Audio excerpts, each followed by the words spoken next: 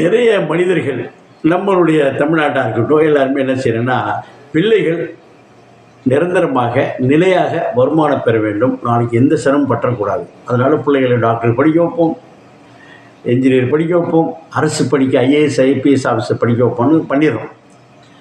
இதில் என்னாச்சுன்னா, அவர்களுக்கு என்று ஒரு உணர்வுகள் இருக்கின்றன, எண்ணங்கள் இருக்கின்றன, எய்ம் இருக்குது, அதை மறந்து விடுகிறோம். ஆனால் அவர்களுள்ளே கரண்டு கொண்டிருக்கும் இதுதான் அந்த படத்தோடைய இது யாரேனும் எரிந்து கொண்டிருக்கிற இதில் லேசாக ஒரு பெட்ரோலோ தீக்குச்சை கொடுத்தா பற்றிக்கும். இப்படி தான் என்ன பண்ணுறாருன்னா, கிஷோர் என்ற ஒரு நடுத்தர வயது மனிதன், ஒரு பிடி வாத்தியார் ராஜன், பிடி சார் ராஜன் என்ற ஒரு மனிதர் பிடி வாத்தியாராக இருக்கார். அவர் கலை மேலே ஆர்வம் உள்ளவர். அவருடைய பெண்ணு ஒரு செல்ல பெண்ணு, அவர் பிடித்த பெண்ணு, பாசமுள்ள பெண்ணு, எல்லோருக்கும் பிடித்த பெண் என்ன பண்ணுறா அப்படின்னா, அப்பா அப்பா நீங்கள் நல்லா அப்பப்போ அந்த கம்பென்ற படம் பார்த்துருக்கேன், நீங்கள் இந்த விஜய் டிவி மாதிரி ஒரு டிவியில் ரியாலிட்டி ஷோவுக்கு போங்கப்பா அப்படின்னு சொல்லுது. அவரிடம் ஏற்கனவே கலந்து கொண்டிருக்கிறது. போகிறார். போனாக்கா சூப்பர் டூப்பர் ஹிட்டு அவருடைய ப்ரோக்ராம். அது வழக்கமாக ஹீரோவுக்காக இல்லை, அது இயற்கையிலே அவர் அந்த இயற்கையாக நடிகர் தானே கிஷோர்.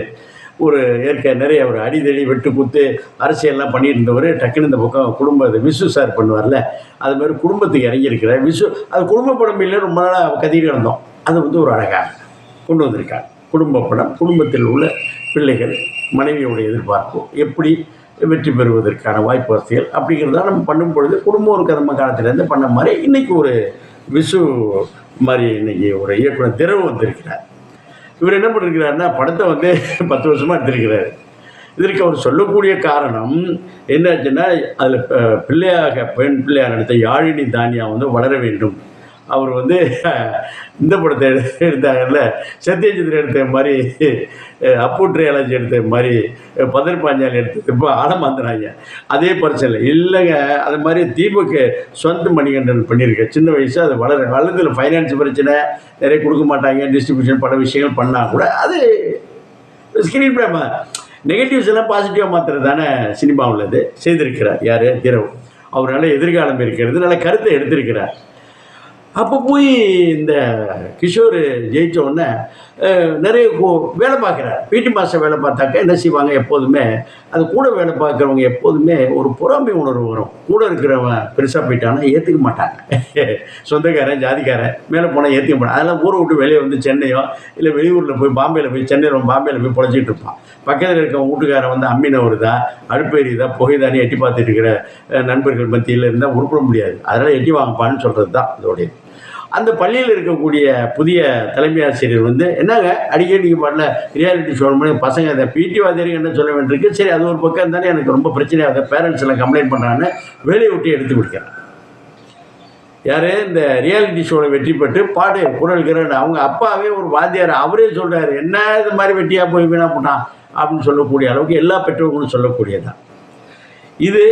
அவர் அப்புறம் வேலையை விட்டு போனால் என்ன செய்யணும், நண்பர்கள் கூட தான் தண்ணி அடிக்கிறது, அப்படி போயிட்டு வீணாக போகிறது. தண்ணி தொட்டி தேடி கண்ணுக்குட்டி லெவலில் போகிறார். எது வீணாக போனதுனால அது வேற கதை. இசை சங்கர் ரங்கராஜன் செஞ்சிருக்கிறார்.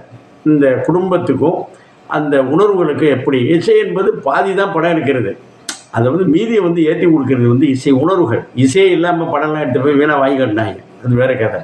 மார்க்கெட்டு வீணாக போணுச்சு, அது வேற. அந்த இசை என்பது வருத்தம் பண்ணுமா, அது பிந்தி ஒன்று போய்கொண்டிருக்கும். இந்த பல் இருக்குன்னா பல்லோட கீழே ஈறுகள் இருக்குல்ல, அது மாதிரி ஒரு பேலன்ஸாக போயிட்டுருக்கும். அதை ஏற்றி இறக்க செய்வாங்க. இதை அழகாக பண்ணியிருக்கிறாரு. அப்புறம் முட்களை பார்த்து பூக்கள் பயப்படுவதில்லை அப்படின்னு ஒரு பாடல் இருக்குது. நீ முன்னேறிக்க பக்கத்தில் இளைஞர் பண்ணிட்டே இருப்பான், அதெல்லாம் பார்க்காதே. அந்த பாடல்கள் மூலமாக நல்லா செஞ்சுருக்கேன். முன்னேற்ற துடிக்கும் இளைஞர்களுக்கும் ஒரு தொழிலில் இருந்து இப்போ சாஃப்ட்வேர் இன்னொன்று சொல்லியிருக்காங்க. ஒரு நல்ல பையன் படிச்சுட்டு கேம்பஸ் சிட்டி ஒன்று போய் அவனுக்கு ஹார்ட் அட்டாக் வர அளவுக்கு ப்ரெஷர் ஆகி போயிருக்கு. அதையும் ஒரு இடிச்சிருக்கிறாங்க. ஒரு சமுதாய நலனோட, ஒரு குடும்ப பின்னணியோட, இசையோட ஒரு பொழுதுபோக்கு அம்சமாக யார் பண்ணியிருக்கிறாரு, திரவு என்ற இயக்குனர் செய்திருக்கிறார். எல்லோரும் பார்க்கக்கூடிய படம், பார்க்கலாம்.